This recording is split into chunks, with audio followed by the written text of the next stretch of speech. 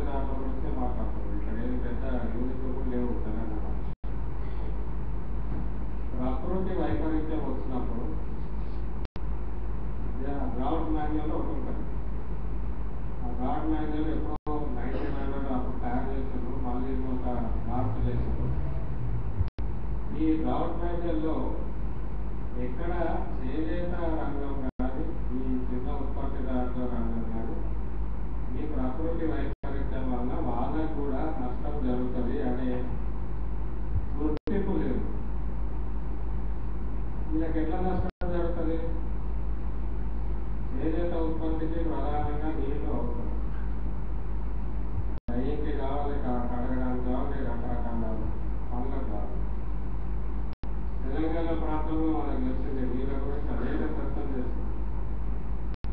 భూగర్భ జలాలు తప్పితే వీళ్ళకి ఇంకొక దారే లేదు. 50-70 ఏళ్ళ కాలంలో ఈ ప్రాంత వాసులకి వాళ్ళు డైనింగ్ చేసుకోవడానికి ఒక్క ఏర్పాటు కూడా జరగలేదు. దాంతో ఒకటి వీళ్ళు ఆ సాల్ట్ లేడని వాటర్ అంటే పూర్తిగా ఉప్పుతో నిండిన నీటిని క్లీన్ చేసుకొని దాని మీద కలర్ చేసుకోవడం అంటే చాలా ఖర్చు. అంటే దాన్ని నీళ్ళని వేడి చేసి ఆ నీళ్ళని ఫిల్టర్ చేసి అప్పుడు డైనింగ్ వాడాల్సి. అంటే వీళ్ళ ఉత్పత్తి ఖర్చులో నీళ్లు లేకపోతే ఒకటి, ఆ ఉన్న నీళ్ళు కూడా భూగర్భ జలాలైతే దాని పరిస్థితి లేదు. ఆ విధంగా ఉత్పత్తి ఖర్చుని ఎక్కువ శాతానికి ఎప్పటి నుంచో మోస్తున్నాం. ఇక భరించలేని ఇక్కడ నుంచి చీరాలు తీసుకొని అక్కడ నేర్చుకొని వస్తుంది. అక్కడ నేర్చుకొని తెచ్చిన ఖర్చు వస్తుంది. అంటే ఆ విధంగా పోటీలో ఇప్పుడు ఏదైనా పోటీ ఏర్పడిన వస్త్రాల ఉత్పత్తులు, ఈ పోటీలో ఈ ప్రాంతం వాళ్ళు క్రమంగా వెనకబడ్డారు.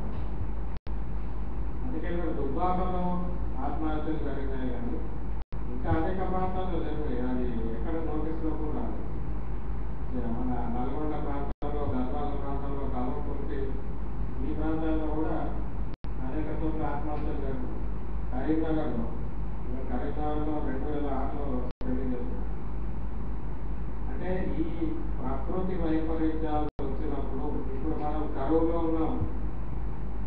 కరువులో ఉన్నా కూడా చేనేత కుటుంబాలకు, నేత కుటుంబాలకు ఏం చేస్తామనే జ్ఞానం కూడా ఇప్పటికీ లేదు. అది కేవలం వాళ్ళకి ఉత్పత్తికే కాదు, నీళ్ళకి కాదు, తాగడానికి కాదు, ఆ కుటుంబ అవసరాలు కాదు. మరి ఏ ఏర్పాటు చేసింది ప్రభుత్వం? సరే, మేము 2008లో మరి శశిధర్ ఉన్నారు కనుక ఒక సెంటెన్స్ నేషనల్ డిజాస్టర్ పాలసీలో ఒకటి పెట్టలేదు. కానీ అది అమల్లోకి అయితే రాలేదు. ఎందుకంటే మీరు ఇప్పటికైనా వాళ్ళ వెబ్సైట్లో చూడొచ్చు, జీవోలో చేనేత కార్మికులకు ఏమి ఇవ్వాలనేది ఎక్కడ లేదు. సరే, కొంత ప్రయత్నం చేస్తే మనకి 2009లో కోస్తా ప్రాంతంలో నష్టపోతే వాళ్ళకి అప్పుడు కొంత సహాయం అందింది.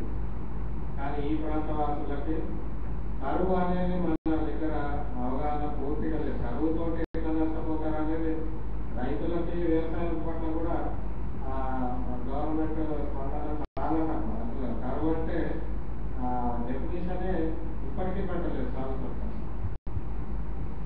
మనం ఇది ఇప్పుడు మనం ఇమ్మీడియట్ గా టేకప్ చేయాల్సిన సమస్య. ప్రకృతి వైపరీత్యం ఇప్పుడు ఉంది. ఇప్పుడు నీళ్లు లేవు, ఉత్పత్తులు లేవు, తాగడానికి లేవు, ఖర్చు పెరుగుతుంది. వీళ్ళు ఎట్లా జీవనోపాధి కంటిన్యూ చేస్తారు? ఇది మనం ఆలోచించాల్సిన అవసరం. రెండోది, చేనేత అంటే నేత అన్నా మనం సాధారణంగా కేవలం మనం వేసుకునే వస్త్రాల గురించి ఆలోచిస్తాం. కానీ అనేక రకాల వస్త్రాలు కూడా ఉత్పత్తి అవుతాయి. మన ముందుతో చేసినాయి కానీ, గోగునారతో చేసినాయి కానీ, ఇట్లా రకరకాల ఉత్పత్తులు కూడా మన ప్రాంతంలో ఉన్నాయి, అన్ని ప్రాంతాల్లో ఉన్నాయి. కానీ వీళ్ళని ఏనాడు పట్టించుకున్న పరిస్థితి లేదు. మన దగ్గర మీరు ఇప్పటికీ మామూలు దగ్గర బొంగలు మనకు తెలిసిందే, బొంగలు చేసే వాళ్ళు కూడా చేతి మీదే తెస్తారు. కానీ వీళ్ళ పరిస్థితి అంటే అసలు వీళ్ళే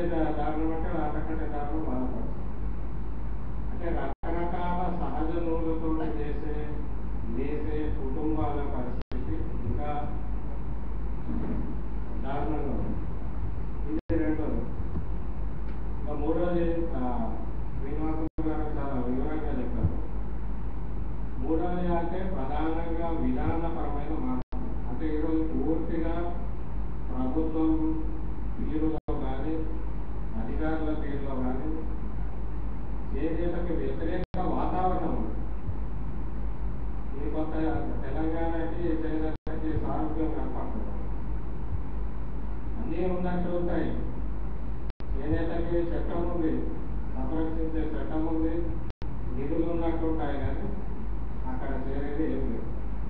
తెలంగాణకి ఎట్లయితే మూర్తి రోజులు ఉన్నా, తెలంగాణ బోర్డు ఉన్నా, మన చీఫ్ మినిస్టర్ ఉన్నా కూడా మనకి రాని పరిస్థితి ఉంటుంది. చేనేత పరిస్థితి కూడా అంటే దాంతో చేనేత అనేక రకాల సమస్యలు. ఒకటి ప్రధానంగా బడ్జెట్ విషయం మాట్లాడితే ఎప్పుడైనా నా దృష్టిలో వారు కూడా అందరూ ఉన్నారు. 1985 నుంచి తీవ్రమైన మార్పు వచ్చింది. ఎప్పుడైతే న్యూ టెక్స్టైల్ పాలసీ వచ్చిందో యాక్చువల్లీ అన్ని రంగాలకు అదే వాటర్ మనం 91 ఎకనామిక్ రిఫార్మ్స్ అంటారు కానీ 1985లో రాజీవ్ గాంధీ ఉన్నవాడు. ఆయన నినాదం చాలా మంది గుర్తుంటారు. దేశాన్ని 21st సెంచరీలోకి తీసుకెళ్తారని మొదలుపెట్టడం. ఆ 21st సెంచరీలోకి అంటే పూర్తిగా మెకనైజేషన్, మోడర్నైజేషన్, కంప్యూటరైజేషన్. అది అప్పుడు కూడా దాన్ని విమర్శించిన వాళ్ళు ఉన్నారు, తర్వాత కూడా దాన్ని విశ్లేషించిన వాళ్ళు ఉన్నారు. అయితే 1985 టెక్స్టైల్ పాలసీ జౌళి విధానం వచ్చింది కేవలం ఒక వ్యక్తి కొరకు, ఒక కంపెనీ కొరకు వచ్చింది. అది రిలయన్స్, ధీరుభాయ్ అంబానీ. అంటే అప్పటి వరకు ఉన్న రక్షణ, అప్పటి వరకు ఉన్న ఒక పాజిటివ్ వాతావరణము, అప్పటి వరకు కాపాడుకుందామనే పరిస్థితి నుంచి ఇది కూడా సాధ్యమే, దీన్ని కూడా మనం ప్రోత్సహిద్దామనే పరిస్థితి వస్తుంది. సరే, తర్వాత 91లో టీవీ నరసింహారావు టైంలో మార్పు వచ్చింది. మళ్ళీ 1995 వరకు 22 రకాల రిజర్వేషన్ చట్టం ఉండేది. 1995లో ఒక కమిటీ దీన్ని 11 రకాల కుదించారు. అది ఎకనామిక్ రిఫార్మ్స్ నేపథ్యం అయితే 95లో ప్రపంచ వాణిజ్య సంస్థ ఆధ్వర్యంలో agreement on textile and clothing అని ఒక ఒప్పందం జరిగింది. ఆ ఒప్పందాలు ఒక 9 ఒప్పందాలు జరిగాయి. అందులో వ్యవసాయ ఒప్పందం ఉంటుంది. ఈ ఒప్పందాల గురించి మన మెంబర్స్ ఆఫ్ పార్లమెంట్ కూడా 3 ఏళ్ల దాకా తెలియదు ఏమున్నాయండి, అత్యంత సీక్రెట్ గా పెట్టడం. ఆ దాని క్రమంలోనే సత్యం కమిటీ రిపోర్ట్ వచ్చింది. అప్పటి వాళ్ళ విశ్లేషణ ఏంటంటే 95లో ఒప్పందం జరిగింది. 95 నుంచి 2005 వరకు ఆ ఒప్పందంలో ఉన్న సారాంశం ఏంటంటే 10 ఏళ్ల కాలంలో ఈ ఒప్పందం చేసుకున్న, సంతకం చేసిన దేశాలు వాళ్ళ ఆయా రంగాలను 2005 తర్వాత స్వేచ్ఛ వాణిజ్యం దిశగా మార్చుకోండి అని ఆ విండో పీరియడ్ ఇచ్చారు. అయితే ఆ క్రమంలోనే వరల్డ్ బ్యాంక్ ఇన్వాల్వ్ అయ్యి 97లో వరల్డ్ బ్యాంక్ రిపోర్ట్ చేశారు. వాళ్ళు ఏమన్నారు, 2005 తర్వాత స్వేచ్ఛ వాణిజ్యం వస్తే దీనివల్ల దేశ జౌళి రంగము ఇప్పటి దాన్ని ఎదుర్కొనే పరిస్థితిలో లేదు. దీన్ని మార్చాలంటే చేనేత రంగానికి ఇచ్చే రాయితీలు కానీ, చేనేత రంగానికి ఇచ్చే రక్షణ మొత్తం తీసేస్తే కానీ దేశీయ జౌళి రంగం అభివృద్ధి పదంలో పడదు అని విశ్లేషించి అదే రిపోర్ట్ని సత్యం కమిటీ రాసి ఆ సత్యం కమిటీ రికమెండేషన్ ఇస్తే 2000 సంవత్సరంలో దాదాపు ఆమోదం చేశారు. సరే, దేశవ్యాప్తంగా అందరూ దాన్ని ప్రొటెస్ట్ చేస్తే పార్లమెంట్లో అప్పుడు ఎన్డీఏ ప్రభుత్వము మేము దీన్ని అమలు పరచము అని హామీ ఇచ్చినా కూడా అది అమల్లోకి వచ్చింది. అది అమల్లోకి రావడానికి 4-5 ఇండికేటర్లు ఉన్నాయి. అందులో ఒక ఇండికేటర్ బడ్జెట్ కేటాయింపు. 97లో జౌళి బడ్జెట్ 729, మన భారతదేశ బడ్జెట్లో జౌళి రంగ బడ్జెట్ 729 కోట్లు. అందులో చేనేత రంగానికి ఇచ్చిన కేటాయింపు 27%. ఈరోజు అంటే పోయిన బడ్జెట్లో అది ఎంత 7%. మీరు ఇన్ఫ్లేషనరీ ట్రెండ్ తీసుకున్న ఏ ఎకానమిస్ట్ అయినా బడ్జెట్లో అసలు ఎవరు అడగాల్సిన పని లేదు. ఒక కేటాయింపు ఉంటే దానికి 10% యాడ్ చేసేస్తారు నెక్స్ట్ ఇయర్. ఆ ఇన్ఫ్లేషనరీ ట్రెండ్ తీసుకున్న ఈ రోజు చేసేసరికి ఇంకా దాదాపు 5,000 కోట్లు ఉన్నారు బడ్జెట్. అంటే ఇన్ఫ్లేషనరీ ట్రెండ్ కూడా కట్ చేసుకుంటూ లిమిట్లు చేసుకుంటూ ఎలక్షన్ల ముందు ఎలక్షన్ల తర్వాత చేసుకుంటూ ఈ రోజు ఏం చేశారు 400 కోట్లు. దేశ బడ్జెట్ అంతా 12,50,000 కోట్లు. అందులో 3 కోట్ల మందికి ఉపాధి కల్పించే చేనేతకి ఇచ్చిన బడ్జెట్ 400 కోట్లు. అదే కంపేర్ చేసుకోండి. రెవెన్యూ ఫోర్గాన్ అని కేంద్ర బడ్జెట్ వాళ్ళ దాంట్లోనే ఉంది. దాదాపు 1,200 కంపెనీలకు మనలాంటి ట్యాక్స్ కట్టే మిడిల్ క్లాస్ వాళ్ళకు ఇచ్చిన పన్ను రాయితీలు కలిపితే 5,39,000 కోట్లు. అంటే ఎవరికి ఈ బడ్జెట్ పోతుంది, ఇది ఎవరిని ఉద్దేశించి పోతుంది? ఇది ఆర్థిక ప్రగతి అంటారు. శ్రీనివాసులు గారు అన్నారు మనం అమెరికా వెనకాల వెళ్తాం. అదే అదే ఒక వాయిస్ కూడా వీఆర్ గోయింగ్ బ్యాక్వర్డ్స్ అండి. అమెరికా వెనకాల వెళ్ళడం అంటే వీఆర్ గోయింగ్ బ్యాక్వర్డ్. ఎందుకంటే అమెరికా వనరులను భక్షించి ధ్వంసం చేసి వాళ్ళ అభివృద్ధి తీసుకున్నారు. అది రియలైజ్ అయ్యి ఇప్పుడు మళ్ళీ వెనక్కి వస్తున్నారు. మనం వాళ్ళ వెనక పోతున్నాం. అంటే we're going backward, we're not advancing. ఈ బడ్జెట్ ఇప్పుడు మొన్న రుణమాఫీ ప్రకటించారు. చాలా మందికి అంత లోసుకు తెలియదు. రుణమాఫీ 6,000 కోట్లని ప్రకటించి వచ్చే 12 పంచవర్ష ప్రణాళికలో 3,600 కోట్ల చిల్లర ఇస్తామన్నారు. అంటే ఒక 5 ఏళ్ల కాలంలో వచ్చే రుణమాఫీ, ఇది ఒక సంవత్సరంలో వచ్చేది కాదు.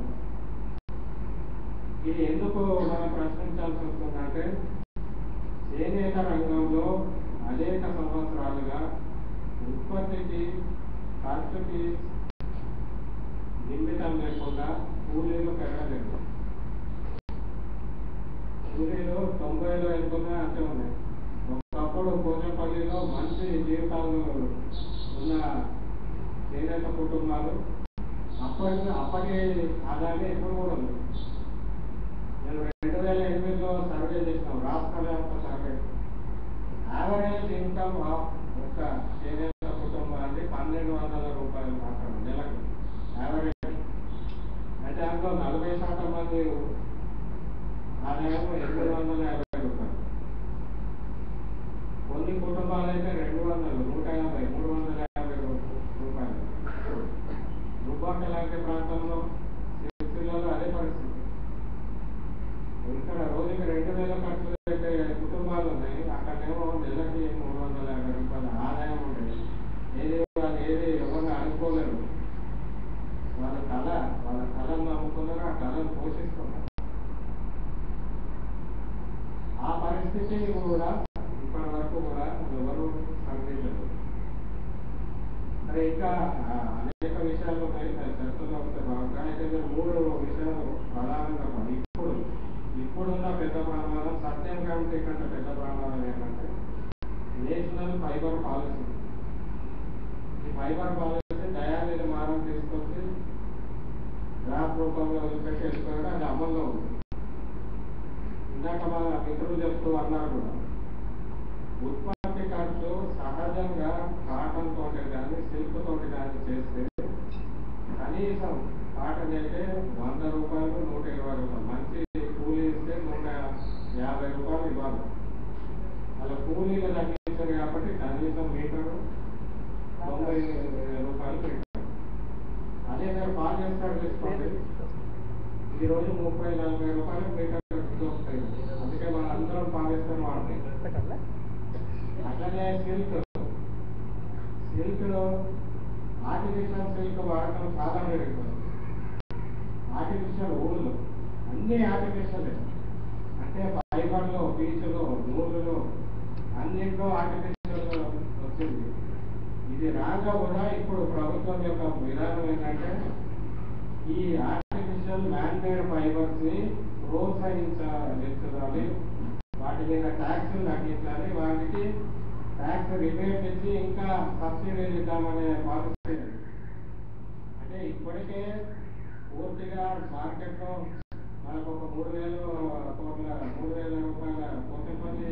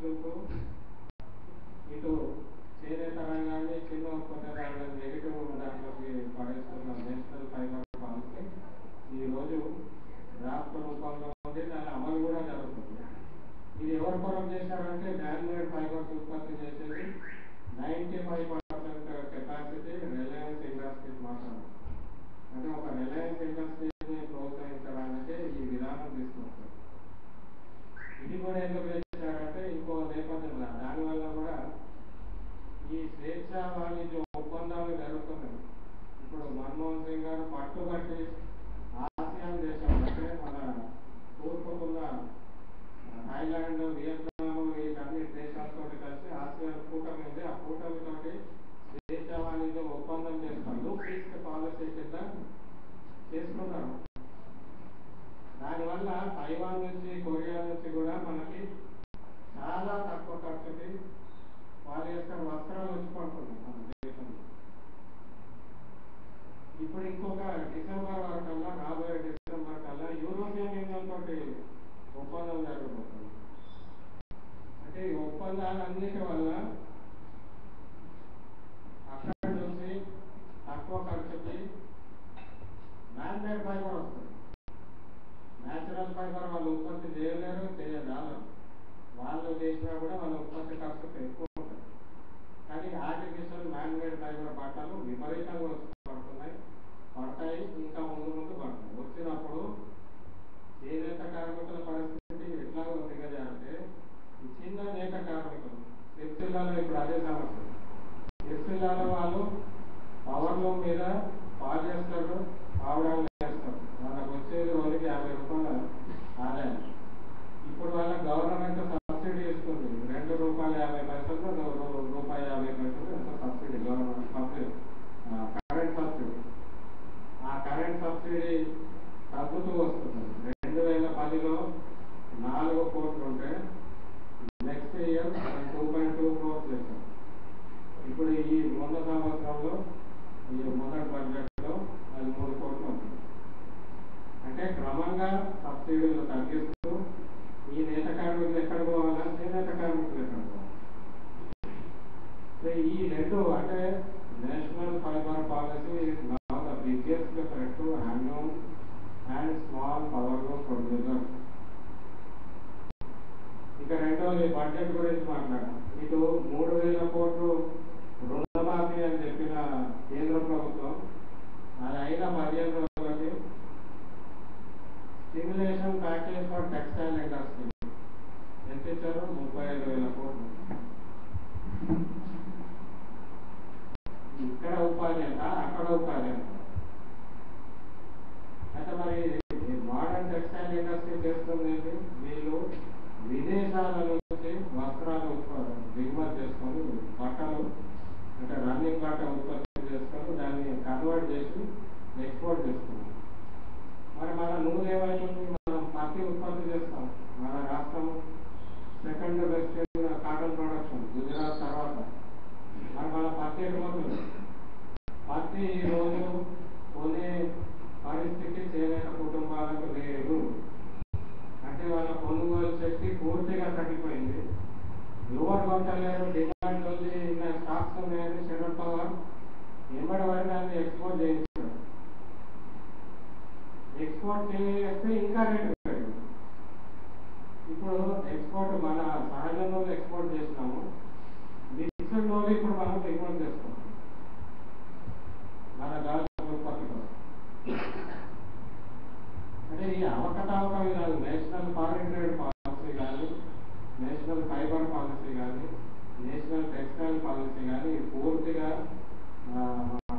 గురువు గారు అన్నట్టు పూర్తిగా చేనేతకు, చిన్న నేత కార్మికులకు వ్యతిరేకంగా ఉంది. ఇది మనం మార్చాలి.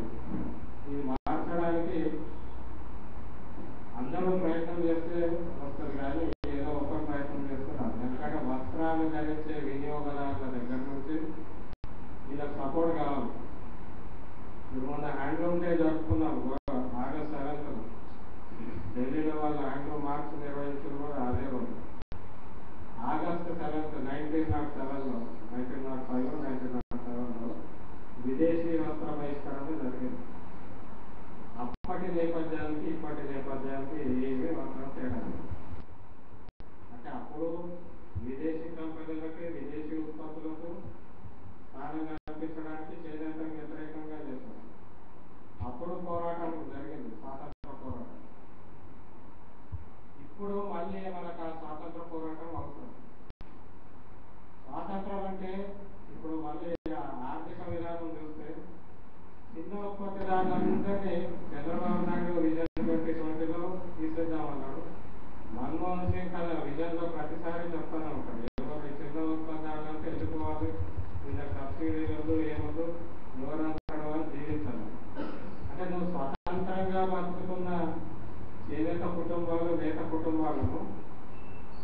చేద్దామని వీళ్ళు ఉద్యోగం చేద్దాము. ఏం ఉద్యోగం చేస్తారు వీళ్ళు? 30 సంవత్సరాల నుంచి 50 సంవత్సరాల వరకు ఉన్న చేనేత కుటుంబాలు, సరే ఇప్పుడు పిల్లలు వాళ్ళలో పోతలేరు అనుకోరు. అన్ని కుటుంబాల్లో అదే సమస్య, రైతు కుటుంబాలు అదే సమస్య, అన్ని కుటుంబాలు గ్రామీణ కుటుంబాలు అన్నీ కూడా చదువులు చెప్పించి వేరే ఉద్యోగాలను పంపిస్తున్నారు. వాళ్ళు పోతారనుకోవచ్చు. సరే ఇప్పుడు ఫీజు రిజర్వేషన్లు, మన ఫీజు రీఎంబర్స్మెంట్లు చర్చలు జరుగుతుంది. మరి వీళ్ళేం చేయాలి? 25 నుంచి 30 సంవత్సరాలు ఉన్న వాళ్ళు కుటుంబాలు వీళ్ళు ఇంకొక 50 సంవత్సరాలు బతకాలంటే వీళ్ళు ఏం చేసి బతకాలి? ఈ ప్రశ్న అడిగితే దీనికి జవాబు మన్మోహన్ సింగ్ చెప్పలేదు. వీళ్ళేం చేయాలి? వీళ్ళని ఏ రోడ్ల మీద వదిలిపెడుతున్నారు? అంటే మనకున్న ప్రాశస్త్యాన్ని, మనకున్న నైపుణ్యాన్ని, మనకున్న గొప్పతనాన్ని కూడా నీరు గార్చి ఏదైతే నేను మొదటే అన్నాను, ఉత్పత్తి ఈరోజు ప్రపంచవ్యాప్తంగా పర్యావరణ మార్పులు వచ్చినప్పుడు ఉత్పత్తి గురించి మాట్లాడినప్పుడు పర్యావరణ వనరులని అతి తక్కువగా ఉపయోగించి ఉత్పత్తి చేసేది మోడర్న్ ఉత్పత్తి అనేది ఇప్పుడు యూరోప్ కానీ అమెరికాలో కానీ ఉన్న సూత్రం. అది సస్టైనబుల్ ప్రొడక్షన్.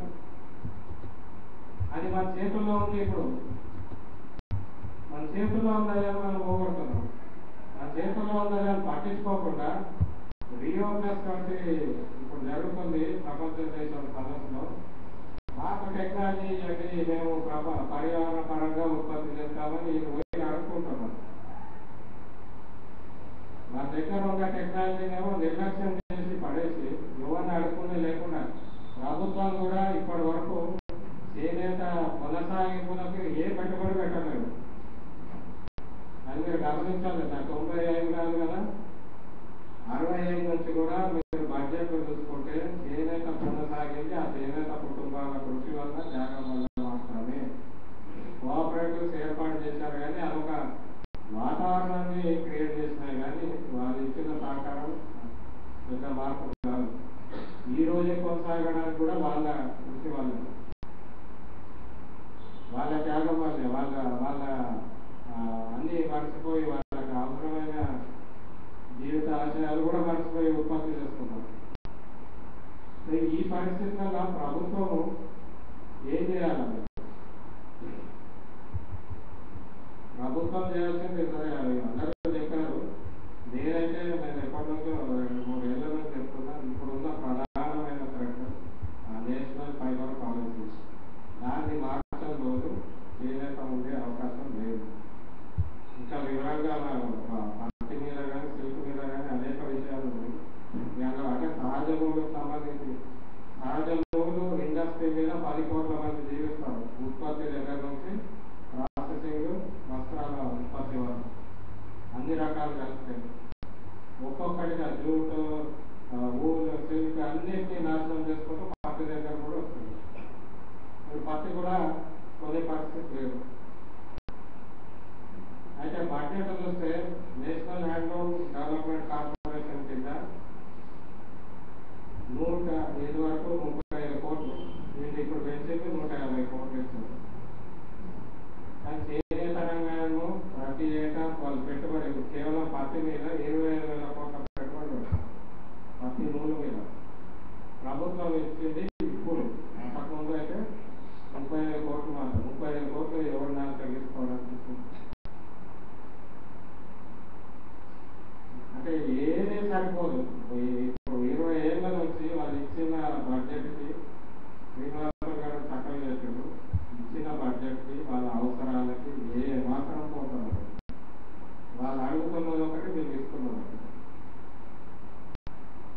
క్లస్టర్ అభివృద్ధి కింద వాళ్ళకి ఇవ్వాల్సింది వాళ్ళు అడుగుతున్నది పెట్టుబడి. ముడి సరుకు ఖర్చులు తగ్గాలి, ఆదాయం తగ్గాలి.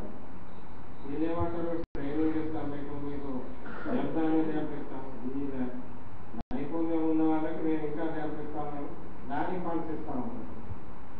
ఇప్పుడు మీకు ఇంకా దారుణమైన విషయం, వీళ్ళకి 400 కోట్లు ఇస్తూ నేషనల్ స్కిల్ డెవలప్మెంట్ ప్రోగ్రామ్ ఒకటి ఉంది ప్లానింగ్ కమిషన్ కింద. దాని కింద 16,000 కోట్ల రూపాయల బడ్జెట్ ఉంది. స్కిల్ డెవలప్మెంట్ అంటే పరిశ్రమలు మాకు సరిపోయిన ఉద్యోగాలు దొరకలేరు, వాళ్ళకి ట్రైనింగ్ ఇవ్వాలంటే ఆ ప్రోగ్రామ్ తెచ్చారు. మరి ఇక్కడ చేనేత అలంకరణాలు జీవిస్తుంటే ప్రభుత్వం ఇవ్వాల్సింది కేవలం మనకి పెట్టుబడి, రుణ హామీ, రుణ గ్యారంటీ ఇవి ఇస్తే సరిపోతుంది. అది కూడా